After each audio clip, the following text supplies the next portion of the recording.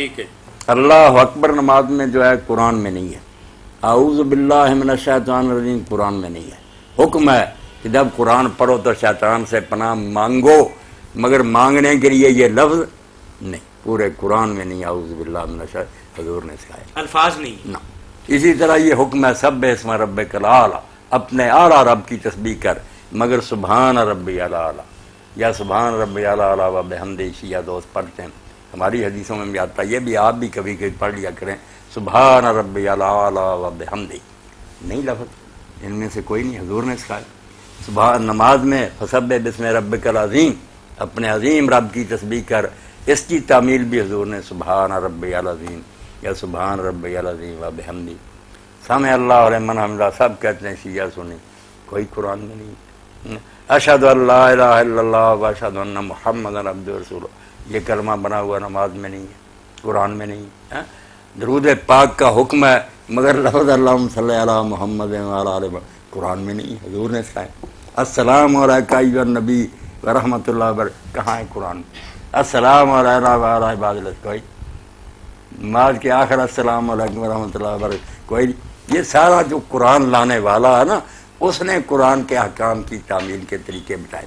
یہ میں نے وہ چیزیں چھانٹی ہیں جو شیعہ سنی دونوں کرتے ہیں. اب قرآن میں سے نکال کر دکھائیں، اور اگر نہیں تو سبحانک اللہ کی ذکر کرے. جس طرح یہ نہیں حضور نے سکھایا ہے، سبحانک اللہ بھی حضور نے سکھائی. حکم جو میرا سب بحمد رب کا، آپ نے اس کی تعمیل کر دی کہ پاک ہے تو رب، حمد ہے تیری.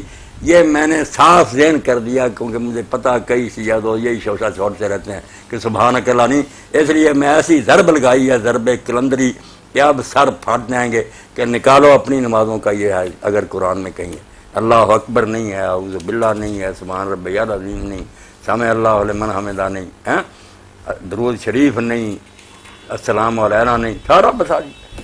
تو کچھ بھی نہیں قرآن میں، صرف حکم ہے ان کے. اس کی تعمیل کا انداز حضور نے سکھایا. اسی لیے اللہ نے صرف کتاب نہیں اتاری، ساتھ ایک استاد اتارا ہے. آپ بالجملہ یہ بات بتا رہے ہیں کہ دین اسلام جو ہے اس کے اندر قرآن کریم کے ساتھ ساتھ صاحب قرآن کا جو فرمان ہے وہ بھی دین کا حصہ ہے. اب شیعہ دوست کہیے تو میرا بھائی شاید نہ جان اللہ اکبر کیا کریں، کئی پڑھتے ہیں یا محسن قضا تاکرم سی. یہ کہاں ہے قرآن؟ دعا ہے جو نیک لوگوں نے کی ہے اہل بیت.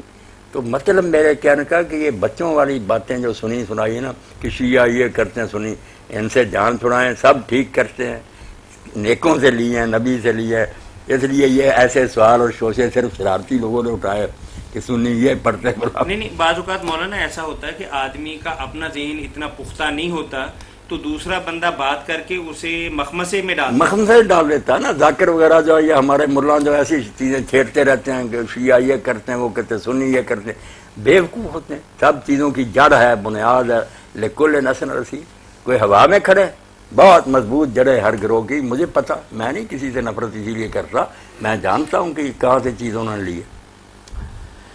اللہ تو نچوڑ آپ کی بات کا پھر یہی ہوا کہ دین اسلام جو ہے وہ قرآن اور حدیث، ہاں اللہ کے رسول کی سنت ہے نا، قرآن کی وضاحت ہے، یعنی بالکل تشریح ہے، حیثیت رکھتی ہے. قرآن پاک نے اتنا کہہ دیا ویزا قرات القرآن فاستعذ باللہ من. جب قرآن پڑھ طریقہ نہیں بتایا، لفظ حضور نے بتایا اعوذ باللہ من الشیطان الرجیم، یعنی حکم بتایا قرآن نے لیکن اس کا طریقہ نہیں بتایا. حکم میں نے کہا بتا دیا کہ اپنے عظیم رب کی تسبیح کر، لفظ آپ نے بتایا سبحان ربی العظیم.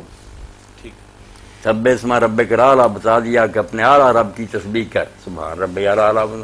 لی ساری نماز حضور نے اللہ کے حکم سے، قرآن سے ہے، مگر وہ اللہ کی رہنمائی میں الفاظ آپ نے بتا دیے کہ اس طرح کر.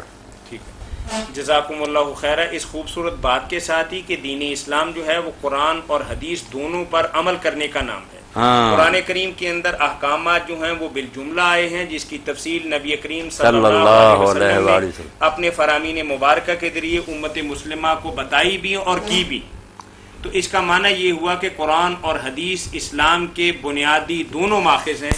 اس خوبصورت بات اس سے یہ بات واضح ہو گئی کہ اگر صرف کتاب دینی ہوتی نا اور کتاب لوگوں کے لیے کافی ہوتی تو اللہ چھپا کر نا اس کی کاپیاں فرشتوں کے ذریعے بخیر دیتا، ساری دنیا کو ایک ایک قرآن مل جاتا، حل کرتے رہتے. رسول کے ذریعہ کیوں آیا؟ اور لوگ کہتے بھی تھے کہ ہمیں سیدھا دے دے اللہ. اللہ نے کہا کوئی کتاب صرف دینی ہو تو بات ہے نا، اس کتاب پر عمل کر کے کسی انسٹرکٹر نے بتانا نہیں، رہنما ہوگا جو کر کے دکھائے گا. اس کے بغیر دین سمجھ میں آ سکتا. تو اس لیے اصل دین آمد کلام اللہ معظم داشتن، بس حدیث مصطفیٰ برجاں مسلم داشت. دین کی جڑیں دو ہو گئی کہ کلام اللہ کا ادب کرو اور اللہ کے رسول کے طریقے کا احترام کرو، پھر انشاءاللہ کوئی الجھن نہیں آئی. اب اعلان کر دیں. بارک